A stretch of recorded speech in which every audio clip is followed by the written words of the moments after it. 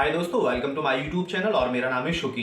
दोस्तों, आज इस वीडियो में आपको बताने वाला हूँ कि 26AS कब रिकंसाइल करना चाहिए।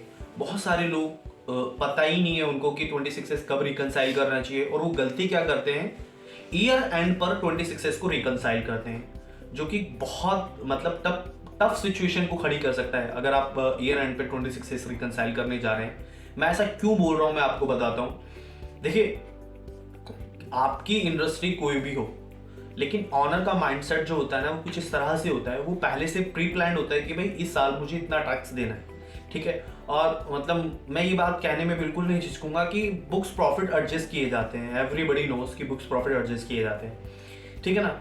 एंड आपको अकाउंटिंग करनी है, बट आपको करना क्या है कि होता क्या है जनरली, जब आप अपने 26 को रिकंसाइल नहीं करते टाइमली और ईयर एंड पे 26 को रिकंसाइल करते, तो सडनली पता चलता है आपको कि इस पार्टी ने आपका इतना टीडीएस काटा हुआ है और आपको पता चलता है हाँ यार, ये तो इनकम बुक करनी थी। एक्चुअल में वो इनकम चाहे एक्रूड इनकम हो, आपको करंट फाइनेंशियल ईयर में रिसीव ना हुई हो, लेकिन ईयर इनकम तो करंट ईयर की है, तो आपको बुक्स ऑफ अकाउंट में अपनी कंसिडर करनी पड़ेगी। अगर आप अपना बुक्स प्रॉफिट एडजस्ट कर चुके हैं और फिर सडनली कोई इनकम आ जाती है, तो आपका बुक्स प्रॉफिट एकदम से अप हो जाता है और जैसे ही बुक्स प्रॉफिट बढ़ेगा तो यू नो कि आपको उस पर टैक्स लायबिलिटी भी जनरेट करनी पड़ेगी, बनेगी आपकी, चाहे फिर आपकी प्रोप्राइटरशिप हो, पार्टनरशिप हो या कंपनी हो, ठीक है ना। अगर आपका ठीक ठाक प्रॉफिट है तो डायरेक्ट आपको 30% की लायबिलिटी में जाएंगे और 30% आपको टैक्स पे करना पड़ेगा। अब आप इन सारी सिचुएशनों को कैसे बच सकते हैं, आपको कैसे मैनेज करना है, तो मैं आपको बहुत अच्छी टिप्स देने वाला हूँ। आपको क्या करना है, आपको पता है आप 26AS को रिकंसाइल करना है आपने, तो आपको पता होना चाहिए टीडीएस की रिटर्न क्वार्टरली जाती है। जैसे कि अगर मैं बात करूं फर्स्ट क्वार्टर की रिटर्न टीडीएस की जो जाती है 31 जुलाई को जाती है, टीसीएस की 15 जुलाई को जाती है। इसी तरह से मैं टीडीएस की बात करूं, सेकंड क्वार्टर की जो रिटर्न है वो 31 अक्टूबर को जाती है, थर्ड क्वार्टर की रिटर्न जो है 31 जनवरी को और फोर्थ की 31 मई को। इस तरह से रिटर्न जाती है। तो रिटर्न फाइल करने के बाद अगर आपके ऊपर भी टैक्स लायबिलिटी बनती है, तो आप भी टीसीएस की रिटर्न फाइल करते होंगे। और सपोज नहीं भी बनती है, आपका टीडीएस कोई काट रहा है, आपका टीडीएस डिडक्ट हो रहा है, तो आपको करना क्या है, आपको क्वार्टरली एंड होने के, जैसे क्वार्टरली फर्स्ट क्वार्टर 31 जुलाई को एंड हो जाता है, तो क्वार्टर एंड होने के बाद विद इन 15 डेज आपको अपने पोर्टल पर जाना है और वहां देखना है आपके, अब तो एआईएस भी आ गया है, 26AS या एआईएस आपको निकालना है, ठीक है ना। और वहां से अपनी इनकम्स को आपको रिकंसाइल करना है कि भाई कौन कौन सी आपकी इनकम्स हैं जो आपकी बुक्स में रिपोर्ट नहीं हुई हुई। अगर रिपोर्ट नहीं हुई हुई तो आपको उनको रिपोर्ट करना है। अगर किसी ने गलत रिपोर्ट कर दी तो उसको इन्फॉर्म करना है कि भाई ये तो इनकम है ही नहीं हमारी, आप क्यों हमारे रिटर्न में दिखा रहे हो। जैसे अपना आप मंथली 2A2B चेक करते हैं ना, रिकंसाइल करते हैं जीएसटी में, सेम आपको इसी तरह 26AS या एआईएस आपको रिकंसाइल करना है। अगर आप इसको क्वार्टरली रिकंसाइल करेंगे, मतलब 4 क्वार्टर होते हैं आपके, आप 4-5 बार अगर इसको रिकंसाइल कर लेंगे, तो ये आपके ईयर एंड पे बहुत हेल्प करने वाला है। आपको बुक्स प्रॉफिट एडजस्ट करने में आपको मदद करेगा, ठीक है ना। आपको सडनली शॉक नहीं लगेगा कि भाई एकदम से इतनी इनकम कहाँ से आ गई।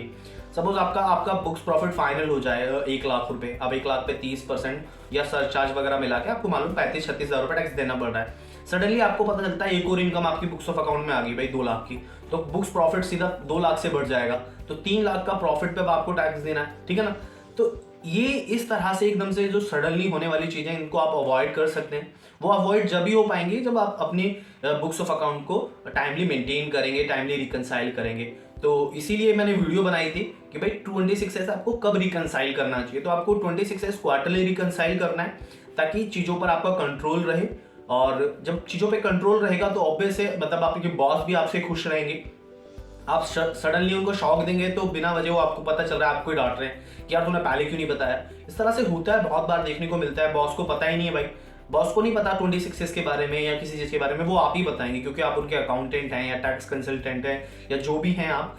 तो आपको इन सारी चीज़ों का ध्यान रखना है। अगर आप अपना 26AS टाइम पे रिकंसाइल कर लेते हैं तो ईयर एंड पे ही आपकी बहुत हेल्प करेगा, क्योंकि कई बार क्या होता है, कई लोगों का 26AS बहुत ह्यूज डाटा होता है 26AS के अंदर, इवन वो पोर्टल से डाउनलोड भी नहीं हो पाता, वो ट्रेसेस के थ्रू डाउनलोड करना पड़ता है। तो इस केसेस में अगर आपके पास ह्यूज डाटा है, नंबर ऑफ डिडक्टीज आपके बहुत ज़्यादा हैं, तो आपको तो मतलब 101% आपको क्वार्टरली ही रिकंसाइल करना चाहिए। नो इफ नो बट, कोई इफ बट नहीं चलेगा। आप अगर क्वार्टरली रिकंसाइल नहीं करेंगे तो जरूर आप कोई ना कोई मुसीबत खड़ी कर लेंगे ईयर एंड पे।